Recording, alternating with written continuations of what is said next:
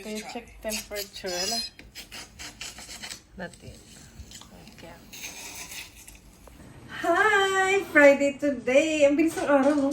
Magkakatapusan na naman ng mag-October na tang init pa rin sa Japan. Madidelay yata yung autumn. And susot ko yung akin na bili sa 100 yen. 100 yen lang to, pero ang cute niya. Ang dami kasi mga ipit-ipit sa Daiso 100 yen shop na ang cute. Kahit sa yung anak ko, doon ko binibilhan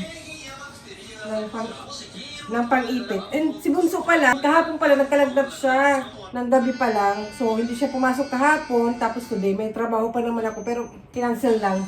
36, normal naman yung temperature niya. Kahapon kasi parang tumaas. Ano ba, yung kahapon. Basta pinipicturean ko naman para may pakita ko sa doctor. And pinainom ko kasi siya ng gamot. Kaya, pinainom ko siya ng gamot. Dapat dadalhin ko siya sa doctor mga kahapon. Kaso nga lang, full na sa clinic and magpo-close na. Yung cannular, ito. Pinainom ko siya, kaya baka kumalma yung lagnat niya. Kaya dadalhin ko pa rin siya ngayon, parang kahingi ako ng gamot kasi wala na. Gamot kasi yan dito sa bahay. Lutang pa rin ako sis. Umaga pa lang eh. And today, wala. Cancel na naman ang aking trabaho, pero it's okay. Kaya nga tayo nanay, di ba? Ngayon talaga nanay. Para natutuwa pa nga ako at least magkapag-spend time ako with Bunso kasi na-miss ko na sila. Kasi lagi na rin silang busy. Nakabihis na nga ako, nag-wait na lang ako ng schedule namin kasi pwede naman magpabook dito sa yung pedia nila, yung clinic doctor na since bata. Pwede magpabook na sa online. So, ang dadalhin ko is yung aming baby mother's book something. Na-miss ko to. Hindi ko alam kung natuwa pa yung magkasakit yung anak eh. Hindi naman. Kumbaga syempre lagi na rin silang busy. Eh, makipapa kasi mga ito eh. And wala yung ate niya. So, alam yun, kami dalawa lang. Natuwa din ako na spend time with him. Kahit i-cancel ko pa yung trabaho ko lang pakianak. Ganun. Ayun. Kaya dadalhin ko nga siya. Dadalhin ko to. Ano ba yung kailangan kong dalhin? Lutang pa rin ako. Pasensya na. Kape nga tayo. Kape-kape. Para mabuhay yan. Pag umaga medyo lutang kasi ako yun. Dadalhin ko yung kanilang, actually yung clinic dito is libre pa. Depende, may mga vaccination na may bayad. Ito yung kanyang clinic card, dadalhin ko to. Ayan, may clinic card sila. Insurance card sa asawa ko sa company niya. And one more insurance papel. Kung mga nandito sa Japan, alam nila to, na may nakukuhang ganito. And yun, papakita mo sa clinic. Wala kang babayaran. Ibang kaibigan ko sa ibang lugar like Osaka or may binabayaran silang 500 din. Siguro sa consultation fee sa doctor. But ako wala talaga. Kaya nung ginusto ko dito sa Japan kasi libre. Dahil mo yung anak mo sa clinic. Kaya nadalhin ko today. Kahit hindi pa libre, siyempre nadalhin ko. Ayan. Ito lang ang bit-bit kong bag. Kahapon to dapat eh. Ito lang, naka-ready lang yung mga bit-biting ko eh. Dapat kahapon to dadalhin ko si Bunso. Oo no? Dadalhin agad. Okay naman siya. Mataas na yung lagnat niya, ang init niya. Pero kumakain pa rin siya. Nag-request pa nga siya ng pagkain. Nag-backdo nga siya kagabi hapon eh. Naka-ready na yung mask niya. Kahapon pa to eh. Hindi lang kami natuloy kasi wala na. Full na yung clinic. Marami siguro may sakit ngayon kasi nagbabago na yung panahon. So ito na suot ko. Update lang tayo. Hi! Pero masaya siya kasi absent. Masaya siya kasi may sakit. Nung bata ako, naalala ko, ganyan din ako. Masaya ako pag may sakit kasi mag-a-absent sa school. Hi! Kahit may sakit, hindi siya nagpapabebe. Wala siyang pakit. Hindi.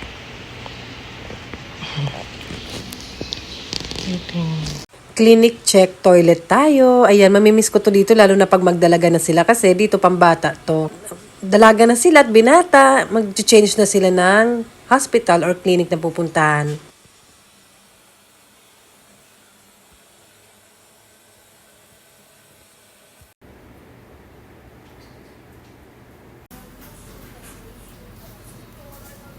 Ang init! Pauwi na kami.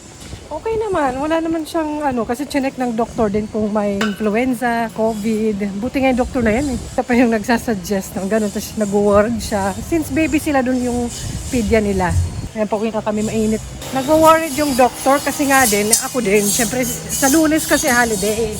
So, day off sa Saturday, Friday today. Kaya okay na rin na dinala ko siya para makakuha din kami ng gamot. Kasi baka ma-infection din yung ano niya eh. Sabi ng doktor. Wala naman siyang COVID or ano, baka ma-infection daw. May virus pa rin.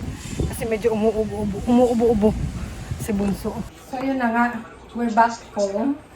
So tinanong pa yung timbang niya, buti na may timbangan doon. Kasi nakakalimutan ko na syempre kung ilang timbang na ba. Mga 27, dun sa clinic din, tinanong, hindi ko alam. Sabi ko na 27. And yun nga, wala kang binayaran, zero talaga. And nakalimutan ko pa itong ano niya, medicine book. Binigay na lang yung ano, para ilagay ito, record back to. Yung children, ito, may ganito sila. Yan, libre lang din yan. Yung mga gamot na binigay in case na ano ba, kasi mag-holiday rin. Pero ano ng doktor, napabalikin si Bunso bukas. Sabado bukas eh. Saan ko ba nalagay ito? Dikit natin here. Ayan. Kasi, nadikit na. Wala na kayo sa nadikit ko na. Wala na, bilisan. And, nag-effort talaga sila sis. May Japanese, yung explain ng gamot, ayan.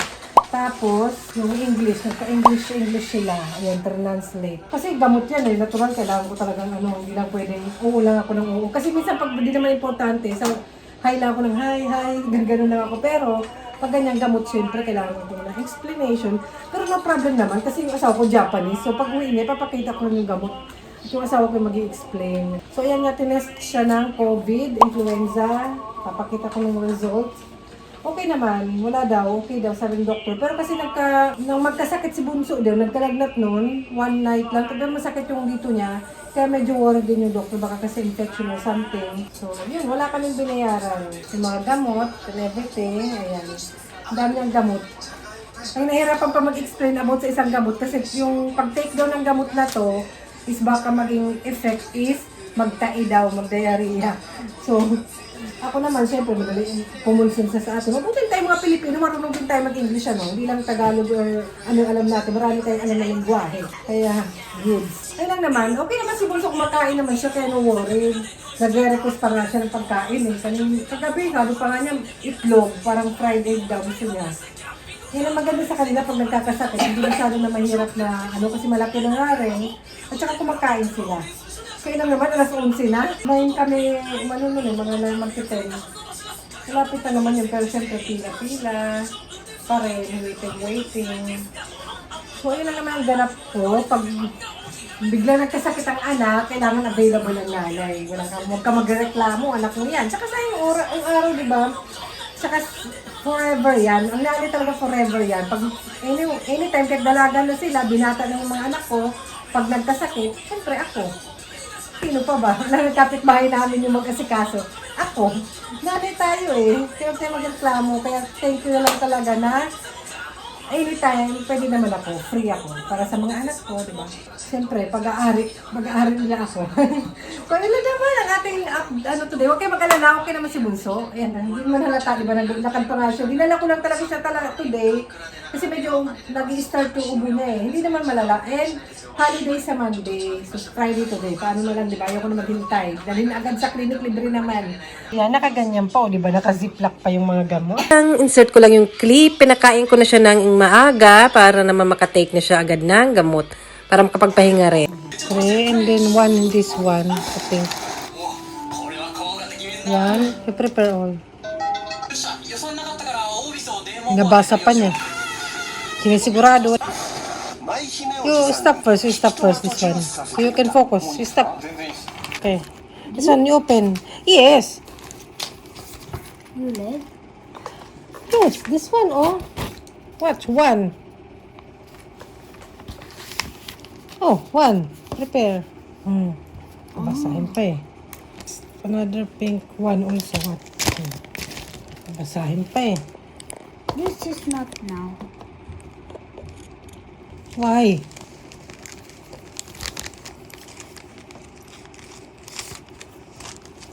Now, only the colonel cannot because you don't have fever. Yeah, see? You need the green.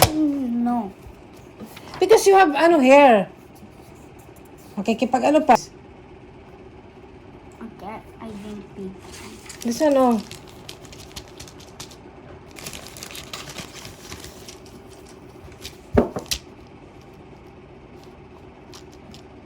Kinablik.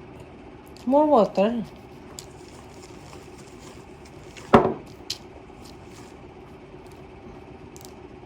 Nalala ko ng bata ko, hirap na hirap din ako uminom ng gamot.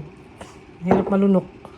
At sana hindi na rin mahawaan si ate para finish na at makapasok na ulit. So yun, sa susunod ulit. Bye!